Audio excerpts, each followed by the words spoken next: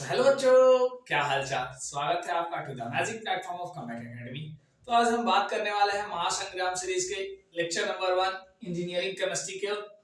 तो engineering chemistry में मैं जो अभी बात करूं, मैं सीधा पॉइंट पे आऊंगा और क्वेश्चंस को कराऊंगा। मैं यहाँ से जो भी क्वेश्चंस करवाऊंगा, मैं तो यहाँ से अभी लगातार पहले 5 क्वेश्चन जो भी करवाऊंगा वो सीधे टू द पॉइंट एग्जाम में आपको छपेंगे। आप 5 से 6 क्वेश्चन जो मैं लगातार करवाऊंगा, पहले आप इतना याद रखना कि उस सारे क्वेश्चन एग्जाम में छप रहे हैं, सारे के सारे, एक भी क्वेश्चन मिस नहीं करेंगे। तो आपके स्टार्टिंग के सिर्फ 5 से 6 क्वेश्चन अगर आप कर लिए तो आपके 35 मार्क्स सिर्फ आ रहे हैं। अगर 6 क्वेश्चन स्टार्टिंग के आप कर लिए, पक्का मैं अच्छे से बता रहा हूं कि आपका तो एटलीस्ट बैक बच जाएगा।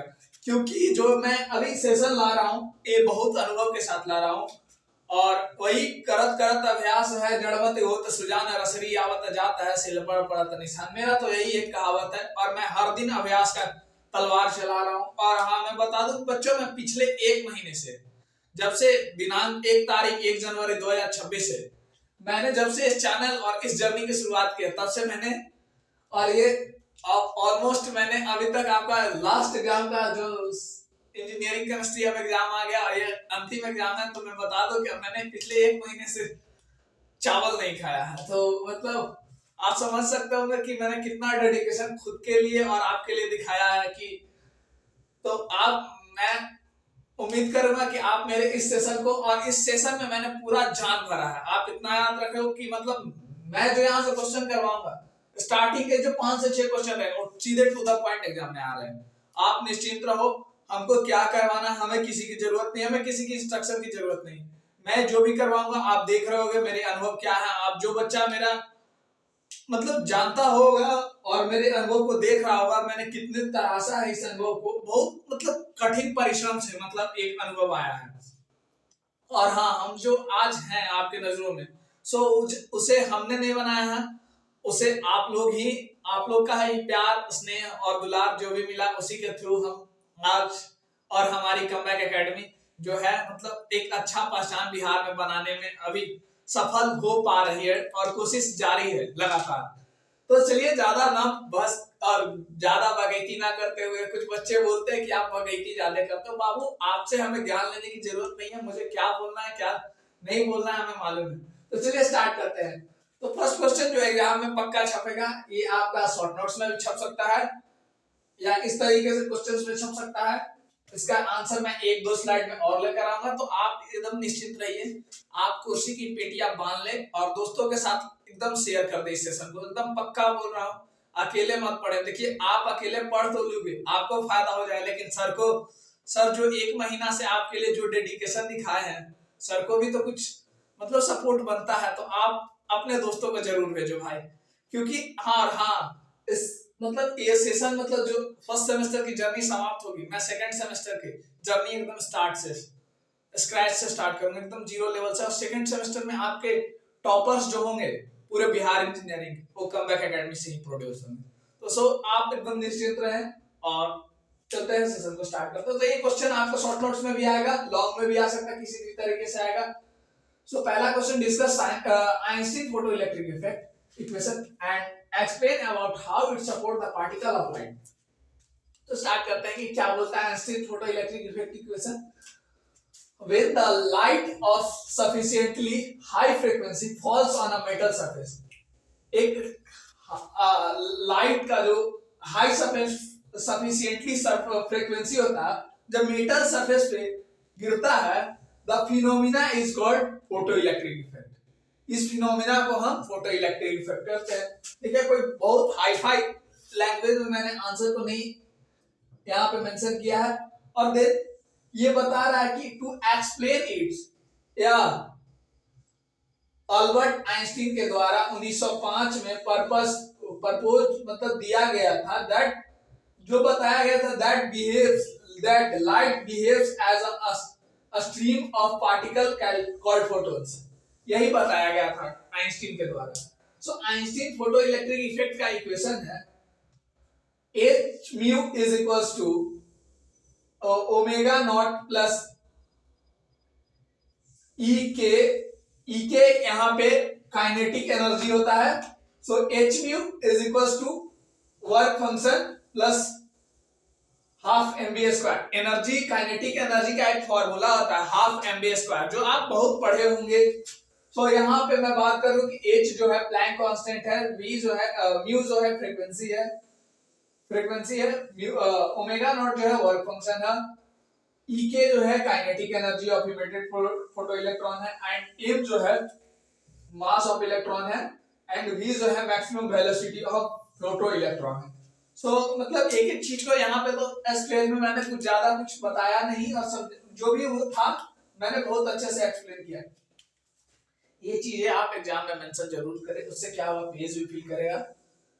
ये चाप लिख के मतलब एक लाइन, दो लाइन, तीन लाइन, चार लाइन, पांच लाइन, छह लाइन, सात लाइन, आठ लाइन, नौ लाइन, 10 लाइन, 10 लाइन तो आप इसी से मेंशन कर सकते हो। इट मींस कि आप एक पेज यहाँ से कवर कर सकते हो आप चाहो तो। ठीक है, तो आते हैं हम नेक्स्ट स्लाइड में, और नेक्स्ट स्लाइड में और इसका डिटेल्ड एक्सप्लेनेशन आप देख रहे होगे कि मतलब मैं अभी तक जो भी मैं किया हूँ काफी बेहतर, जितना सुदृढ़ तरीके से हो सके मैंने अपने चैनल पे प्रोवाइड किया है। रिसोर्सेस काफी कम थे, लेकिन फिर भी हमारी मेहनत और मेरी टीम की मेहनत कभी कम नहीं दिखी, रिसोर्सेस कम होने के बावजूद भी, और हमें बच्चों का प्यार भरपूर मिला। इसके लिए मैं बहुत मतलब आपका जो आभार व्यक्त करूं वो कम पड़ जाए। चलते हैं नेक्स्ट स्लाइड में, वीडियो को पास करता हूं। बच्चों अब हम बात कर रहे हैं explanation of equation photo electric effect. तो एक्सप्लेन क्या करता है फोटो इलेक्ट्रिक इफेक्ट केमिस्ट्री के टर्म्स में, जो इस क्वेश्चन के टर्म में each photons of light carry H mu, जो प्रत्येक प्रोटॉन्स के लाइट होते हैं जो कैरी करते हैं एच म्यू। ठीक, second, a part of energy is used to overcome the work function omega naught.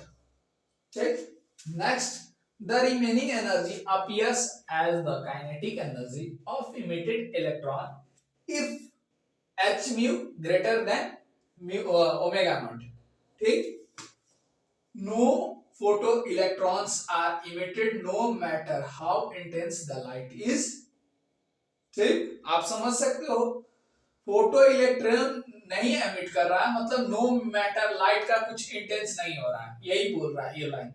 Then हम बात करते हैं थ्रेशोल्ड फ्रीक्वेंसी क्या होता है, क्योंकि इस टर्म्स को जानना बहुत ज्यादा जरूरी है फोटो इलेक्ट्रिक इफेक्ट को जब हम जानते हैं। तो थ्रेशोल्ड फ्रीक्वेंसी क्या बोलता है, the minimum frequency required to eject electron is called threshold frequency, जिसे हम वी नॉट से डिनोट करते हैं, यानी डिनोट कर सकते हैं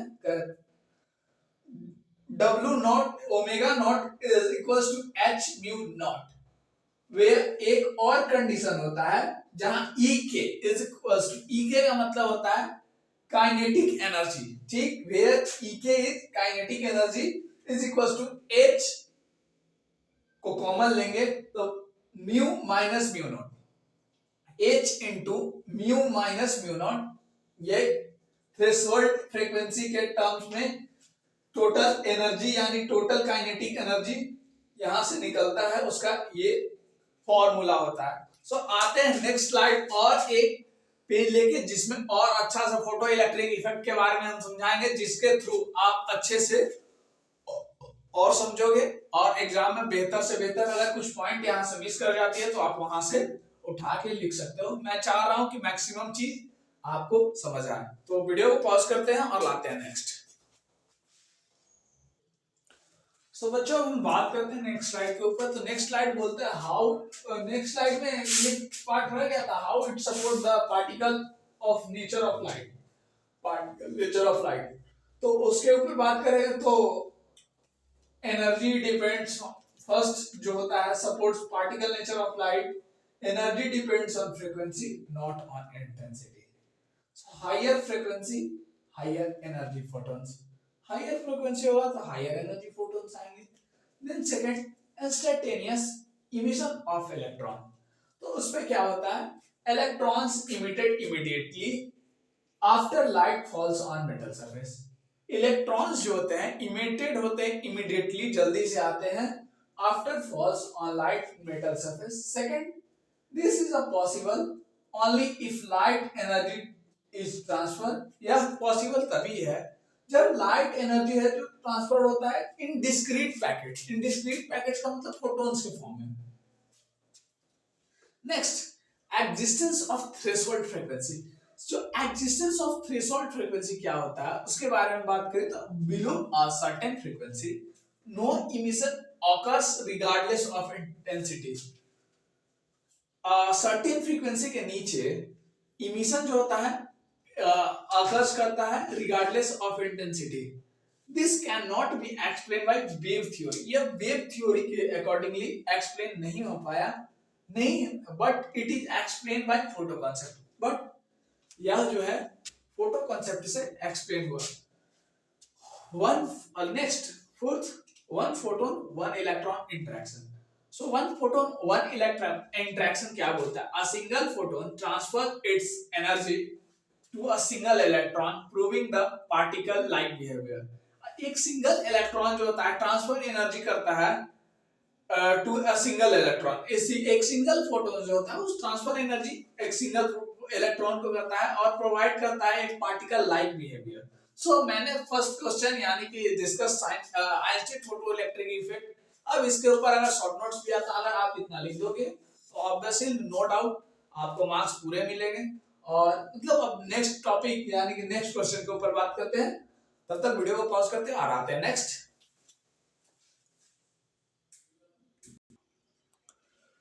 तो बच्चों हम बात करते हैं explain next question, explain Heisenberg uncertainty principal. ये शॉर्ट नोट में भी आ सकता है, आपके लॉन्ग क्वेश्चंस में भी आ सकता है। Like long questions in short notes भी लॉन्ग क्वेश्चंस ही होते हैं। Explain Heisenberg uncertainty principal. तो हाइजेनबर्ग अनसर्टेनिटी प्रिंसिपल जो बोलता है कि ये एक वर्नर हाइजेनबर्ग के द्वारा ये एक दिया गया मतलब एक रूल्स है, प्रिंसिपल है, सिद्धांत है जिसके थ्रू पार्टिकल नेचर जो माइक्रोस्कोपिक ऑब्जेक्ट होता है उसका पार्टिकल का मोमेंटम और पोजीशन एक टाइम में निकालना गलत मतलब पॉसिबल नहीं था। जब हम एक निकालना संभव नहीं है, अगर हम एक को निकालेंगे तो दूसरा गलत आएगा, एक को एक्यूरेट निकालेंगे तो दूसरा लेस प्रिसाइज होगा। सो वही एक्सप्लेन करता है हाइजेनबर्ग अनसर्टेनिटी प्रिंसिपल। सो यही यहाँ पे लिखा गया है। सो यहाँ पे अगर याद नहीं हो तो हमें यही याद रखना, एक को अगर निकालने जाएंगे तो दूसरा लाइक आप समझा देते हैं अच्छे से पढ़ के। तो बोलता है the Heisenberg uncertainty principle by proposed by Werner Heisenberg. 1927 में वर्नर हाइजेनबर्ग के द्वारा दिया गया था। It states that is impossible to simultaneously determine both exact position and exact momentum. Exact position और एग्जैक्ट मोमेंटम को डिटरमाइन करना इम्पॉसिबल था of microscopic exact object particle जिसमें such as electron at same time. ठीक यही चीज बोल रहा है, कोई लंबा चौड़ा मतलब बहुत बड़ा तो डेफिनेशन तो है नहीं जिसे आप समझ ना सको एज अ इंजीनियरिंग स्टूडेंट। आपके लिए मतलब टू इजी कि मतलब आप इतना तो अंडरस्टैंडिंग होगी कि मतलब इतना चीज तो आपको समझ में आ रहा है। देन हम बात करते हैं statement of Heisenberg uncertainty principal. तो स्टेटमेंट क्या बोलता है? तो स्टेटमेंट वही बोलता है जो मैंने बताया, the more accurately of position of particle is known, the less accurately in momentum can be known and vice versa. Mathematically इस चीज को कैसे एक्सप्रेस करते हैं? Delta x into delta p less than equals to h upon 4 pi greater than equals to h upon 4 pi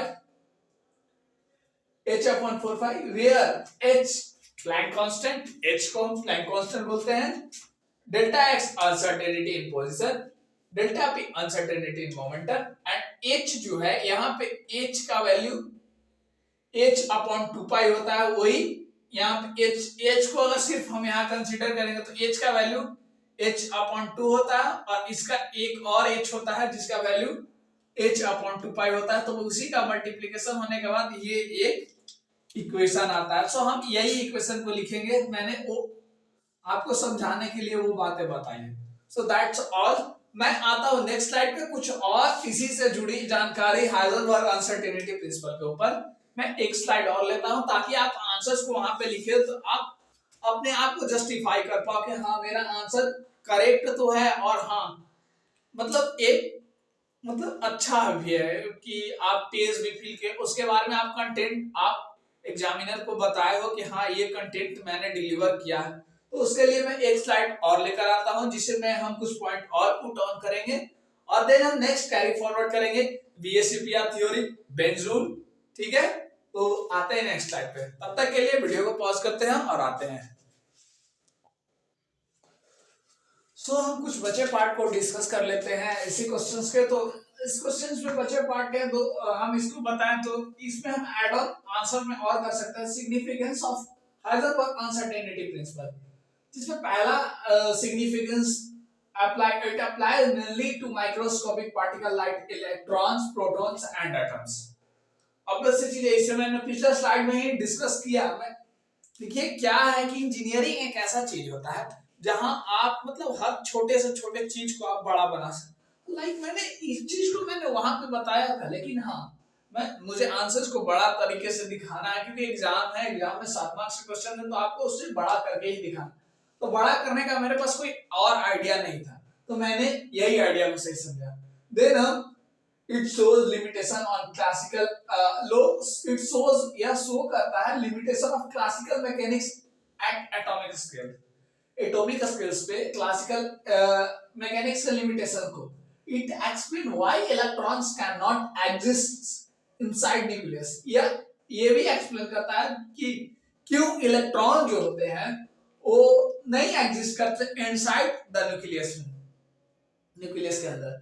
so next fourth point ये बोलता है it provides a foundation for quantum mechanics, या quantum mechanics को एक foundation provide करता है। Overall conclusion क्या बोलता है हाइजेनबर्ग अनसर्टेनिटी प्रिंसिपल का, तो Heisenberg uncertainty principal is fundamental law of nature. Heisenberg uncertainty principal जो होता है वो फंडामेंटल लॉ ऑफ नेचर होता है, not due to experimental defect, या ना कि इसके पीछे का कारण एक्सपेरिमेंटल डिफेक्ट्स होता है। It provides an exact simultaneous measurement of certain pairs of physical quantity is impossible. ये चीजें मैं कंक्लूजन इतना बताया हूं, जो चीजें मैं हर एक चीज को जो यहाँ बताया मैं बस आंसर को बड़ा करने का एक आइडिया, मेरे पास कोई और नहीं था। मैंने यही रास्ता समझा, और इस तरीके से आप अगर लिखोगे तो no doubt out of marks मिलेंगे। नेक्स्ट स्लाइड पे आते हैं हम बीएसईपीआर थ्योरी। ठीक है, उसके बाद हम बात करेंगे बेंज रूल के ऊपर। देखता हूं कि क्या चल रहा है, और जो जो क्वेश्चन मैं करवा रहा हूं आप निश्चिंत होकर रहो, आपकी यूनिवर्सिटी एग्जाम में क्वेश्चंस आ रहा है बहुत अच्छे तरीके से, शानदार तरीके से। अगर आप प्रिपरेशन कर रहे हो मेरे साथ तो आपको मालूम होगा कि जो जो यहाँ पे कमबैक एकेडमी को बताया जाता है वो क्वेश्चन सीधे एग्जाम्स में आते हैं। तो चलते हैं, वीडियो को पॉज करते हैं और लेकर आते हैं बीएससीपीआर थ्योरी को।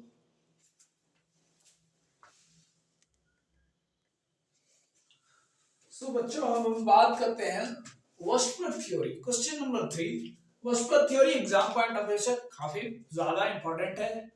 आपको हर एग्जाम में VSEPR theory, Bent's rule, principle of uncertainty and photo electric effect, चारों पिछली बार तो मतलब आपके प्रीवियस जस्ट एग्जाम में।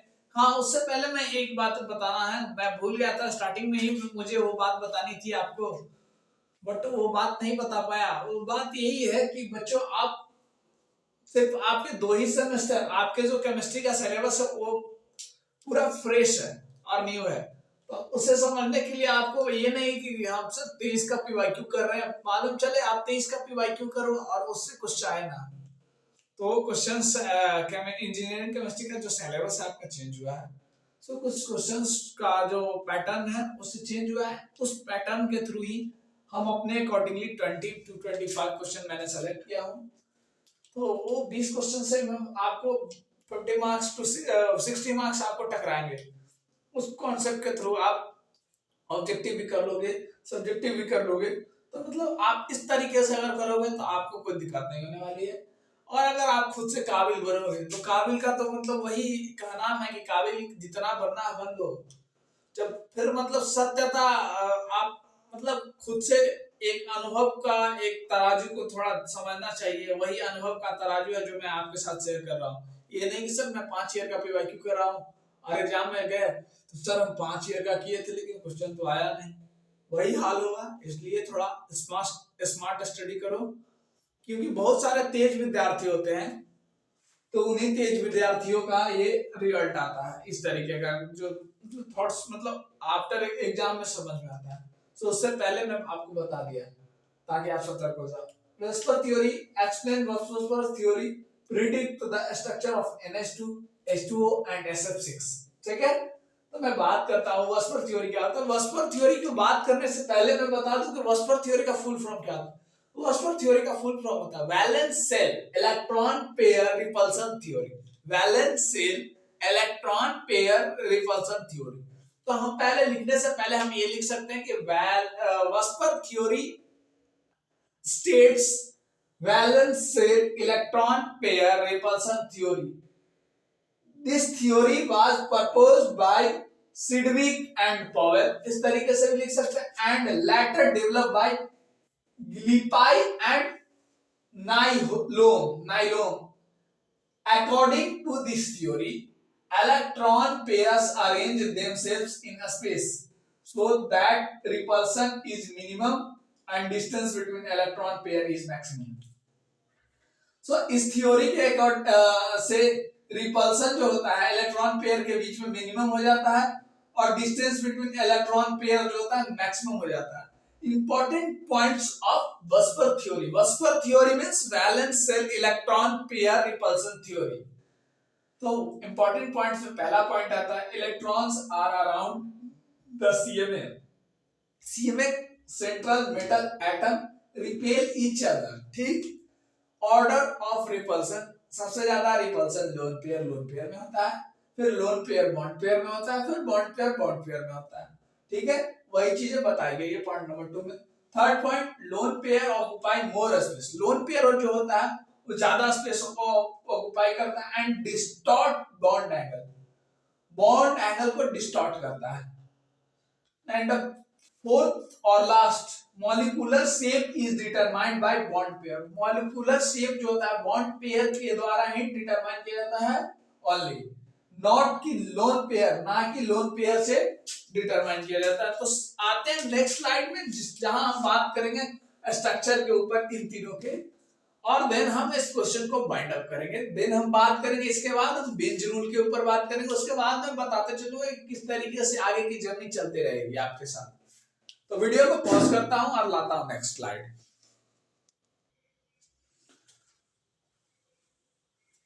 तो बच्चों हम बात करते हैं predict the structure of NH2 H2O और SF6। तो इसमें हम बात करते हैं कि मतलब जो भी हम बताएं इलेक्ट्रॉन का ज्योमेट्री शेप जो भी होता है, बॉन्ड पेयर, लोन पेयर, इस तरीके से मतलब लोन पेयर। एक मिनट,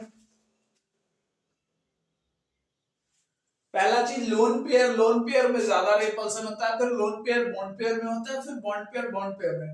लोन पेयर अगर लोन पेयर का संख्या ज्यादा हुआ तो मतलब रिपल्सन ज्यादा होगा। वो बॉन्ड पेयर का जनसंख्या ज्यादा हुआ तो रिपल्सन, बॉन्ड पेयर और बॉन्ड पेयर के बीच में रिपल्सन कम होता है। रिपल्सन कम का मतलब दूर, अट्रैक्शन और रिपल्सन का मतलब दूर भागना और अट्रैक्शन का रिपल्सन का उल्टा अट्रैक्शन होता है, आप समझ सकते हो। तो NH2 में central metal atom CMA find out central metal, तो सेंट्रल मेटल N है, उसका वैलेंस इलेक्ट्रॉन आप पीरियोडिक टेबल का आप अगर 11th, क्योंकि देखो यहाँ पे हर चीज समझाना पॉसिबल नहीं है एक दिन में, क्योंकि अपने आप में VSCPR थ्योरी 11th में एक इनऑर्गेनिक का वेटेज होल्ड करता है एक चैप्टर का, आपको मालूम नहीं होगा, लेकिन यहाँ से जेई में क्वेश्चंस बनते हैं, तो आप समझ सकते हो कि जहां जेई में क्वेश्चन जिस टॉपिक से बनते हैं वो टॉपिक कोई छोटा मोटा टॉपिक तो होगा नहीं जहां से क्वेश्चन बन जाए, तो इसको समझने में काफी टाइम लग सकता है। इसलिए आपको पीरियोडिक टेबल का नॉलेज होगा 11th में, तो आप इजीली इस चीज को अंडरस्टैंड, आपके लिए कुछ चीज कोई बड़ी चीज नहीं है, अदरवाइज आपको रटना ही एक रास्ता है। तो वैलेंस इलेक्ट्रॉन इसमें N जब पीरियोडिक टेबल को, तो पीरियोडिक टेबल में वैलेंस शेल का, आपको वैलेंस इलेक्ट्रॉन का मतलब समझ में, आउटर मोस्ट ऑर्बिट में जितने भी इलेक्ट्रॉन होते हैं उसे वैलेंस शेल इलेक्ट्रॉन बोलते हैं। तो वैलेंस शेल इलेक्ट्रॉन होते हैं 5, तो 5 वैलेंस शेल इलेक्ट्रॉन में दो NH बॉन्ड बना लिया और 2 लोन पेयर, ठीक है। सो यहाँ पे टोटल इलेक्ट्रॉन पेयर जो बनते हैं, electron geometry tetrahedral, bent, angular और बॉन्ड एंगल, ये H2O में CMA central metal atom oxygen, इसका valence shell electron 6, 2 OH bond बनाता है और 2 लोन पेयर, जहां total electron pair 4, electron geometry tetrahedral, molecular shape bent, V shape, bond angle 104.5 degree.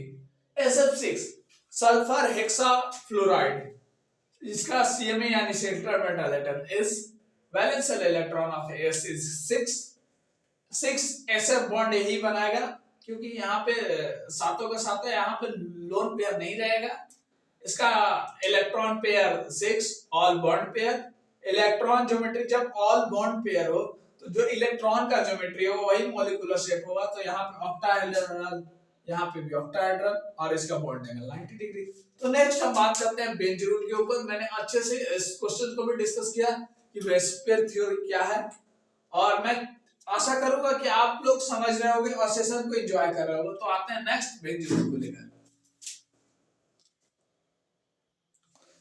सो बच्चों, next question है explain Benz rule. तो Benz rule को मैं इतना ही एक्सप्लेन करूंगा, क्योंकि ज्यादा मतलब जो जरूरी है इतना ही है। सो और आप चाहो तो इतना से और एक्सटेंड कर सकते हो। सो मैं, क्योंकि समय बहुत ज्यादा कीमती है। Bent's rule explain how S and P character of hybrid orbital are distribute in covalent bond formed by a central metal atom with different substituents. It helps in understanding bond angle and molecular shape. यह help करता है molecular shape और bond angle को समझने में। Explanation, S orbitals are closer to the nucleus and lower energy. S orbital जो होता है वो मतलब क्लोजर टू न्यूक्लियस होता है और लोअर इन एनर्जी होता है। P ऑर्बिटल जो होता है मोर डायरेक्शनल होता है और हायर इन एनर्जी होता है। To minimize energy, the central metal uses more S character bonds for bonds electron positive atom, a stronger and shorter bond, and more P character for bond with electron negative bonds. So मैंने इतना ही, कोई ज्यादा अब जरूरी नहीं है Bent's rule को समझने के लिए। इतना आप लिखोगे बेंज रूल में फुल मार्क्स मिलेंगे। सो आते हैं नेक्स्ट, हम बात करेंगे अब थर्मोसेटिंग प्लास्टिक और थर्मोप्लास्टिक, डिफरेंस दोनों के बीच में, क्योंकि वो जानना जरूरी है। वो एक क्वेश्चन आगे और कल या परसों आने वाले एग्जाम के लिए बहुत ज्यादा इंपॉर्टेंट कारगर साबित हो सकता है। सो आते हैं नेक्स्ट स्लाइड में नेक्स्ट क्वेश्चन के साथ। सो हेलो बच्चों, नेक्स्ट बात करते हैं हम। क्वेश्चन नंबर मेरा 5th है। तो 5th क्वेश्चन में मैं बात करता हूं, explain the detailed explanation of thermosetting plastic and thermoplastic। तो पहले हम थर्मोप्लास्टिक के ऊपर बात कर लेते हैं। तो thermoplastic are plastic which soften on heating, जो सॉफ्ट होता है हीटिंग पे, और harden on cooling. This process is reversible, so they can reheated and remoulded many times. So यही है थर्मोप्लास्टिक। इसका स्ट्रक्चर क्या होता है? यह लीनियर और स्लाइटली ब्रांच पॉलीमर चेन्स होता है। Weak intermolecular forces between chains, no cross linking। इसके इंटरमोलिकुलर फोर्सेस होते हैं बिटवीन चेन और वीक होते हैं। प्रॉपर्टीज क्या है? तो can be reshaped repeatedly, flexible and tough, recyclable, low thermal resistance. Examples क्या है? इसके एग्जांपल्स है polythene, polyvinyl chloride, polystyrene, polypropylene and nylon. Uses packaging materials, plastic bottles and containers, electrical wire and insulation, pipe and household articles। तो next बच्चों बात करते हैं thermosetting plastic के ऊपर। तो मैंने अच्छे से हर एक पॉइंट को, हर एक चीज को मैं अच्छे से और सुदृढ़ तरीके से एक्सप्लेन कर रहा हूँ। सो मैं आशा करूंगा कि आप अच्छे से समझ रहे होंगे और मेरे वीडियो को पूरा एंजॉय इस सेशन को कर रहे होंगे। सो आते हैं नेक्स्ट स्लाइड में। तब तक इसे वीडियो को पॉज करते हैं और इसे रफ करते हैं। सो बच्चों हम नेक्स्ट बात करते हैं थर्मोसेटिंग प्लास्टिक। पहले हमने बात किया था थर्मोप्लास्टिक के बारे में, अब बात करते हैं thermosetting plastic. Thermosetting plastic are plastic, thermosetting plastic ये प्लास्टिक ही होते हैं जो सॉफ्टन नहीं होते हैं, which do not soften on on नहीं और होगा, नहीं सही है, which do not soften on reheating, जिसे हम गर्म करने पे वो सॉफ्ट नहीं होते हैं। वंस दे आर सेट, एक बार जब वो सेट हो जाए on heating, they undergo permanent chemical change and become a hard और रिजिड। एक बार जब वो सेट हो जाए तो दोबारा वो परमानेंट हो जाते हैं और वो केमिकल चेंज हो जाता है। केमिकल चेंज का मतलब आप फिजिकल चेंज और केमिकल चेंज समझते हो। फिजिकल चेंज के मतलब क्या होता है कि एक अवस्था का दूसरा, पहले तो चेंज का मतलब होता है एक अवस्था का दूसरे अवस्था में चेंज। फिजिकल चेंज मतलब आप समझ सकते हैं कि मतलब एक इंसान का दुबला होना या मोटाना यह एक फिजिकल चेंज है, लेकिन वही दही का दूध का दही बनना वो एक केमिकल चेंज है। लाइक आप समझ सकते हैं कि उसमें एक लैक्टोबैसिलस नाम की बैक्टीरिया जो मतलब रिवर्सिबल नहीं हो वो केमिकल चेंज होता है, जो रिवर्सिबल हो वो फिजिकल चेंज होता है। जैसे इंसान कभी मोटा हो जाए तो पतला हो सकता है, और पतला है तो मोटा हो सकता है। लाइक हम ही को देखिए, मैं पिछले 1 महीने में थोड़ा दुबला हो गया, तो मैं अगर डाइटिंग मेरा अगर अगले 7 दिन अगर अच्छा हो जाए तो मेरा जो अभी का जो कंडीशन है वो पहले की तरीके से हो सकता है। सो उसी को मैं फिजिकल चेंज हम बोलते हैं। और जो नहीं बदल, लाइक अगर कुछ चीजें अगर हो जाए, और लाइक आप समझो कि एक एग्जांपल आम है, आम कच्चा है और वो पक जाए तो पकने के बाद वो कच्चा नहीं हो सकता है, तो वो एक केमिकल चेंज का प्रोसेस है। तो उसी तरीके से कि जब एक बार एक परमानेंट चेंज हो जाए तो वो हार्ड और रिजिड हो जाता है और वो दोबारा सॉफ्ट नहीं होता है। स्ट्रक्चर इसका क्या होता है, यह 3 डायमेंशनल नेटवर्क स्ट्रक्चर होता है। ये इसका strong cross linkage between polymer chains होता है। प्रॉपर्टी इसका क्या होता है, यह हार्ड होता है, रिजिड होता है एंड ब्रिटल होता है। इसका हाई थर्मल स्टेबिलिटी होता है, यह कैन नॉट रिमोल्डेड और रिसाइकल्ड होता है। इसका हाई मैकेनिकल स्ट्रेंथ होता है। ठीक, एग्जांपल की ओर बात करें तो एग्जांपल इसका निकेलाइट होता है, फिनोल फॉर्मल्डिहाइड होता है, यूरिया एंड फॉर्मल्डिहाइड होता है, एपॉक्सी रेजिन होता है एंड मेलामाइन होता है। यूजेस में हम बात करें तो electrical switches and plugs, handles of cooking utensils, circuit boards.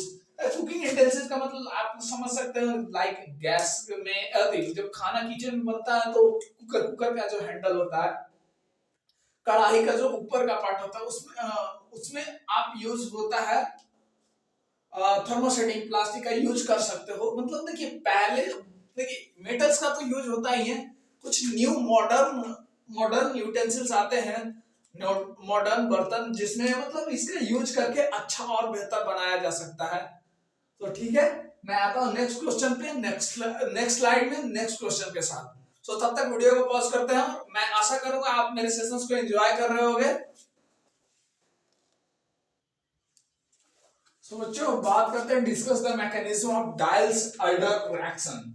So Diels Alder reactions are action का मतलब रिएक्शन में यहाँ पे, क्योंकि मैं आर एक्सन मैं लिखता हूँ रिएक्शन का ताकि जगह भी कम हो और टाइम भी कम लगे, जो समझ सकते हैं कॉन्सेप्ट मोंडे। तो डाई-एल्डर रिएक्शन जो होता है is pericyclic connected to cycloaddition reaction in which a conjugated diene 4 pi electrons react with a dienophile 2 pi electron to form a 6-membered cycle compound. 6-membered cycle compound को बनाने के लिए 4 pi electron dine एक conjugate होता है with 2 pi electron डिनोफाइल के साथ। Die-Elder reaction जो है एक पेरिसाइक्लिक कंपाउंड है जो कनेक्ट होता है साइक्लो एडिशन रिएक्शन के साथ, जो conjugate diene 4 pi electron react with dienophile 2 pi electron, जो एक 6-मेंबर्ड रिंग का साइक्लिक कंपाउंड का निर्माण करता है। Mechanism of Diels Alder cyclization reaction के ऊपर अब बात करते हैं। So nature of reaction first. तो नेचर ऑफ रिएक्शन क्या होता है?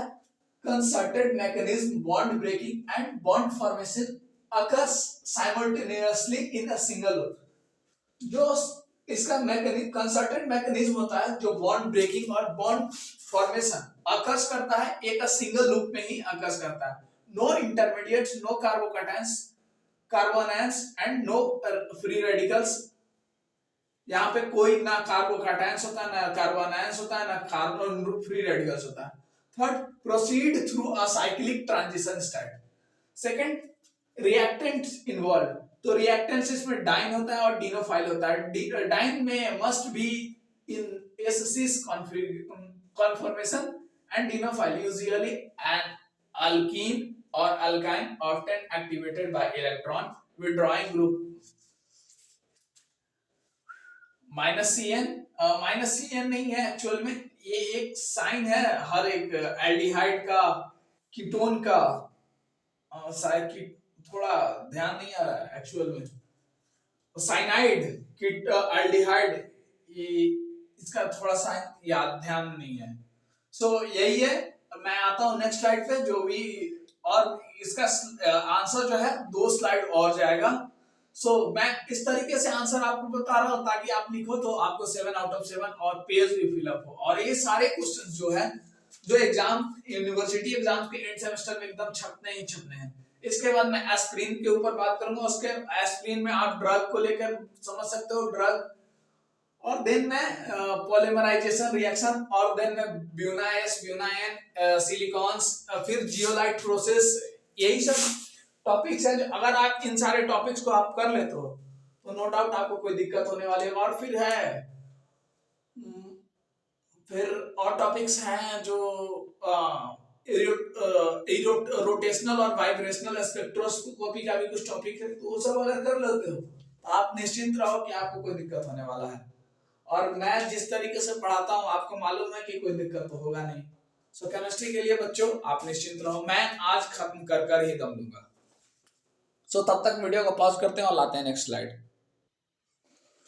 बच्चों अब नेक्स्ट बात करते हैं इसी क्वेश्चंस में स्टेप बाय स्टेप जो हम मैकेनिज्म समझ रहे थे, उस मैकेनिज्म का थर्ड स्टेप है ऑर्बिटल इंटरेक्शन यानी FMO approach. The FMO approach बोलता है the reaction occur due to overlap और frontier molecular orbital, HOMO of diene overlap with the LUMO of dienophile. ठीक, proper phase matching of orbital leads to the bond formation। ठीक, fourth इसी mechanism में fourth step by step mechanism connected in one cycle transition state, 2 new sigma bonds are formed between terminal carbon atoms of the diene and dinophiles। ठीक, 1 pi bond remains inside the newly formed ring. The pi electrons move in cyclic synchronized manner। Electrons का movement जो होता है 1 pi bonds diene shifts to form a new sigma bond। The pi bonds of dinophile shift to form another bond। The second pi bond of the diene becomes a new pi bond inside the rings। देखो बच्चा लोग ये सब चीज आपको याद करने पड़ेंगे क्योंकि सिलेबस बहुत लंबा था। मैं उस चीज को बहुत क्रिस्प कंसोलिडेट वे में करके जो भी मुझसे हो रहा मैं कर रहा हूँ, क्योंकि भैया बाबू जो भी ये सिलेबस 6 महीना का है। आप समझो, एक बार आपको समझना पड़ेगा 6 महीना का सिलेबस को इतना कैसे कर रहा हूँ। और 6 महीना का सिलेबस को मैं ट्राई कर रहा हूँ कि 2 घंटे में डिलीवर करो। तो 2 घंटे में डिलीवर करने के लिए आप समझ सकते हो आपको रटना पड़ेगा। You have no any option कि आप क्या कर सकते हो। आपको जो करना है करो, बट आपको रटना तो पड़ेगा। एक बार आप पूरा वीडियो को देखो, देन आप टाइम टू टाइम स्क्रीनशॉट लेके लास्ट में अल्टीमेटली आप पढ़ाई करो, क्योंकि पढ़ाई करना बहुत ज्यादा जरूरी है। और मैं नोट्स आपको नहीं देने वाला हूँ, क्योंकि मैं खुद अपने साइड से इतना मस्त तरीके से, बिंदास तरीके से मैं खुद से लिखता हूँ। तो मैं अगर नोट्स दूंगा तो मुझे तो गुस्सा आएगा, इसलिए मैं नोट्स नहीं दूंगा। आपको जो करना है खुद से करो, जो करना है आप खुद से लिखो, जो करना है कीजिए। मैं नेक्स्ट स्लाइड में लेकर आता हूं इसी का कुछ बचा पार्ट, देन इस क्वेश्चन को बाइंड अप करते हैं। सो बच्चों अब हम बात करते हैं बाकी का बचा पार्ट इस क्वेश्चन का। So first number formation of cyclohexane. तो इसमें हम बात करें the product is a cyclohexane is a cyclohexane derivative reaction is a stereospecific cis substituent in dienophile remains cis in the product, trans substituents remains trans. Characteristic of dialder reaction mechanism: one step concerted reaction, no catalyst required through Lewis acid can accelerate it, highly regioselective and stereospecific, reversible at high temperature, रेट्रोडाइल अल्डर्स। सो आप अगर इतना लिखते हो तो इस questions का full answer हो जाता है और इतना में आपको एग्जामिनर आउट ऑफ मार्क्स देगा। सो इसके बाद हम बात करेंगे ड्रग और सिंथेसिस ऑफ ड्रग, और उसमें हम बात करेंगे एस्प्रिन के बारे में। सो आप एस्प्रिन को ही लेकर उसी में आप ड्रग लिख सकते हो। बच्चों देख रहे हो स्थिति बहुत लिखते लिखते गंभीर, आपको लग रहा है सिर्फ 50 मिनट का लेक्चर हुआ, 40 मिनट का लेक्चर हुआ, स्थिति ऐसा है भाई आपको 50 मिनट 40 मिनट दिखने में लग रहा। इस स्लाइड्स को बनाने में कितना मेहनत लगता है सिर्फ हम जान रहे हैं, क्योंकि इतना मैंने इस पूरे जर्नी में अभी तक 1 महीने में लिखा है इस हाथों से।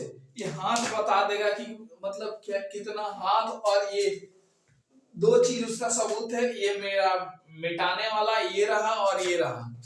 उस चीज का मुख्यतः देखो इससे उतना फास्ट मिटता नहीं था, तो मैंने क्या किया कि कहा कि चलो एक रुमाल लाओ यार, उसको भी नहीं छोड़े, और उस रुमाल को मैंने ले आया इस यूज में, और उस अल्टीमेटली उस रुमाल का हालात आप देख सकते हो। और मतलब दिखने में मतलब उसका रंग अब दिख नहीं रहा, और ओरिजिनली में ये पीला था, बट आप देख सकते हो कि इसका हालत कैसा हो गया। सो चलिए वीडियो को पॉज करते हैं और लाते हैं नेक्स्ट क्वेश्चन। ट्राई करें 2 स्लाइड में उसको कंप्लीट करें, और वीडियो को मैं छोड़ना चाहूंगा क्योंकि स्थिति अब ज्यादा क्लास नहीं ले पाऊंगा शायद।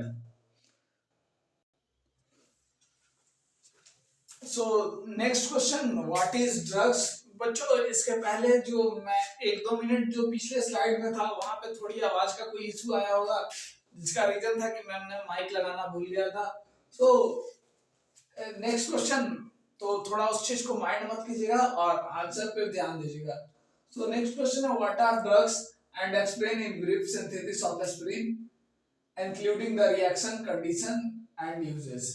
सो ड्रग्स के ऊपर बात करेंगे, सिंथेसिस ऑफ एस्पिरिन। आप यही बोलेंगे कि आप सिर्फ एस्पिरिन में पूछेगा तो मैं हर एक पॉइंट को तो डिस्कस करूंगा, सिर्फ आप एस्पिरिन का जो क्या बोलते हैं एक फिगर जो जिस तरीके से एस्पिरिन होता है उसे आप देख लीजिएगा, नहीं तो नेक्स्ट स्लाइड में मैं लेकर आ जाता हूं। क्योंकि अगर वो कर लेते हो तो सिर्फ अगर एस्पिरिन से भी क्वेश्चन आएगा तो आप वहां से भी करके चल जाओगे। सो आप मैं चाहता हूं कि आप कम पढ़ो लेकिन पुख्ता पढ़ो, जहां से क्वेश्चन आए और आप करके जाओ। ये मेरा मतलब मैं बहुत स्ट्रेट फॉरवर्ड जहां से उठाता हूं उस चीज को खत्म करके जाता हूं, मेरा यही का नाम है। सो सीधे बात करते हैं drugs are the chemical substances. Drugs जो होते हैं केमिकल सब्सटेंसेस होते हैं जो administered to a living organism, जो लिविंग ऑर्गेनिज्म को दिया जाता है alter to modify psychological function. Modify psychological function को अल्टर या चेंज करने के लिए साइकोलॉजिकल फंक्शन को यूज किया जाता है for the prevention of diagnosis और ट्रीटमेंट ऑफ डिजीज। इसका यूज हम डायग्नोसिस और ट्रीटमेंट ऑफ डिजीज में भी करते हैं। ड्रग्स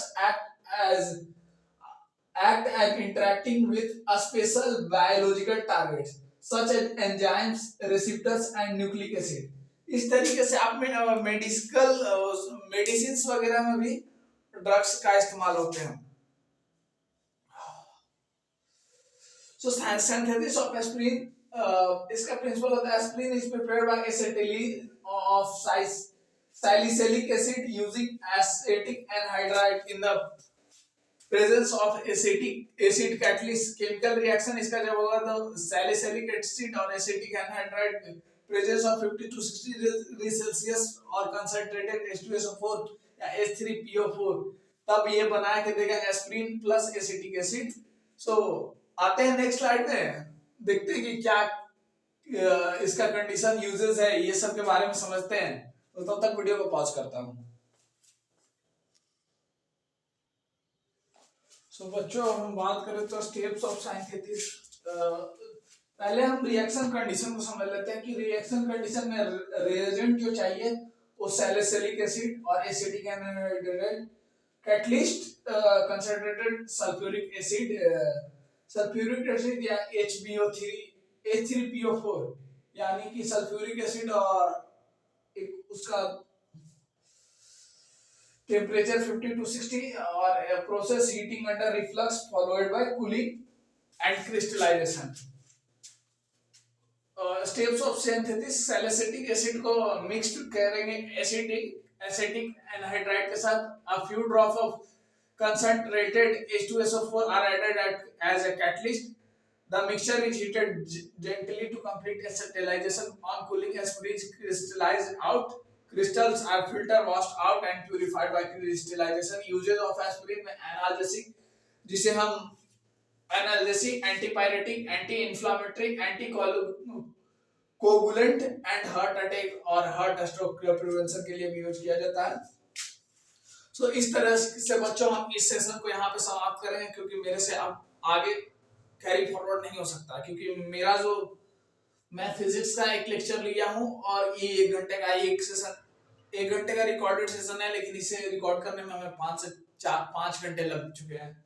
सो मेरे से अब कैरी फॉरवर्ड नहीं हो पा रहा है, और मैंने जो आज तक 1 महीने से मैंने किया है, तो शायद मैं अगर इस वीडियो पे मतलब 1K व्यूज अगर फिर से अगर चल जाते हैं, तो मैं अगर फिर से मैं खड़ा होऊंगा और बाकी के बच्चे और 5 से 6 क्वेश्चन करवा दूंगा, तो शायद आपके आउट ऑफ मार्क्स बन जाए, क्योंकि यहाँ से बचे हैं 5 से 6 क्वेश्चन। मैं जहाँ बता दूं कि कौन कौन से क्वेश्चंस और भी इंपॉर्टेंट रह गए हैं, तो मैं उन क्वेश्चंस का नाम 1 मिनट बता देना चाहता हूं। वो क्वेश्चंस हैं आपके, वो क्वेश्चंस के नाम है terms condition, carbocation, carbanion and free radical का डिफिनेशन एक, दूसरा write short note on silicon Buna N epoxy resin, differentiate हो गया, structure and explain polythene, polyvinyl chloride, polystyrene, ये इतना हो गया। और जो हम क्वेश्चन बना के लाए थे उस क्वेश्चन में एक और क्वेश्चन है, what are the different types of what is polarization and explain different types of polarization, explain free radical polarization mechanism in detail, ये क्वेश्चन है। और हम आए थे name the various methods which are used in softening in water, equation which is the best method and why, ये distinguish between rotational and vibrational spectroscopy, ये questions मेरे से रह गया। Sectional and vibrational transition diatomic particles and applications, ये भी एक question और छूट गया। Define metal carbonyl, explain in brief synthesis structure geometry of, ये सब क्वेश्चंस आप से अगर हो सके तो कर लेना, क्योंकि ये इंपॉर्टेंट है। अदरवाइज मैं सेशन अगर मेरा थोड़ा तबीयत सही रहता है तो मैं लूंगा ही सेशन, मैं तो छोड़ूंगा नहीं जान, खुद से तो जितना बनता है मैं खड़ा हूं ही। सो 1-2 क्वेश्चन शायद और है, जो 1 मिनट और भी इंपॉर्टेंट क्वेश्चन है, कुछ शायद छूट रहा है, उसको बता दें। तो इधर तो हो गया, इधर तो हो गया।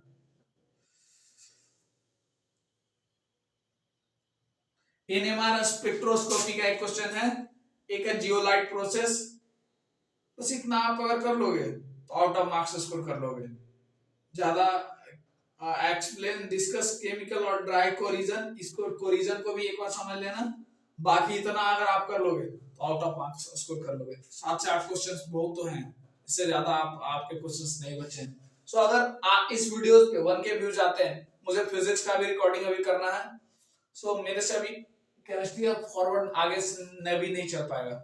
सो मुझे अब कुछ, और ये मेरा लास्ट सेशन था केमिस्ट्री के ऊपर। सो ये मेरा महासंग्राम सीरीज को मैं यही खत्म करता हूँ। और अगर अच्छे व्यूज और अच्छा रिस्पांस आता है इस वीडियोस के ऊपर, तो मैं इस इंजीनियरिंग केमिस्ट्री का कल अंतिम प्रहार सीरीज लेकर आऊंगा, जो 7 से 8 क्वेश्चन बचे हुए हैं। उतना अगर आप कर लेते तो आउट ऑफ मार्क्स कर लोगे, उससे ज्यादा करने की कोई जरूरत नहीं है। और एक ऑब्जेक्टिव का सेशन तुरंत ले लेता हूँ, ठीक है। तो तब तक वीडियो को, और हाँ, वीडियो को लाइक, सब्सक्राइब और शेयर जरूर करें, नोटिफिकेशन का घंटी दबाना ना भूले। और मेरी जो भी मेहनत थी उसको जो बोलना हो उसके लिए, और कमबैक एकेडमी का अभी तक का क्या रहा वो सब आप बता सकते हैं, क्योंकि मैंने अपने साइड से 200%, अगर मेरे अंदर थोड़ा भी जान था मैंने सब लगाया।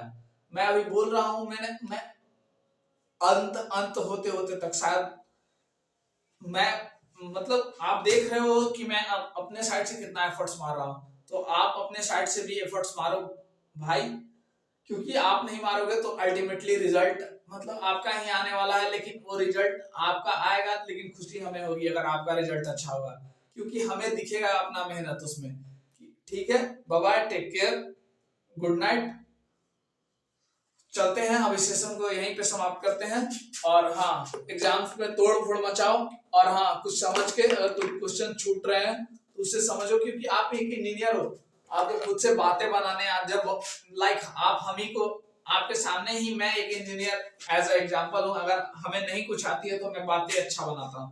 तो लाइक आप एग्जाम में उसी सब्जेक्ट के अकॉर्डिंग, उसी सब्जेक्ट के अकॉर्डिंग ही आप बात बना के भी कुछ लिखोगे ना, तो मार्क्स अच्छा आ जाएगा। और हाँ, कोई क्वेश्चन छोड़ेगा नहीं, एग्जाम्स में अटेम्प्ट सारा करेगा। सो बाय बाय, और सेशन को खत्म करते हैं। Thanks for watching this video.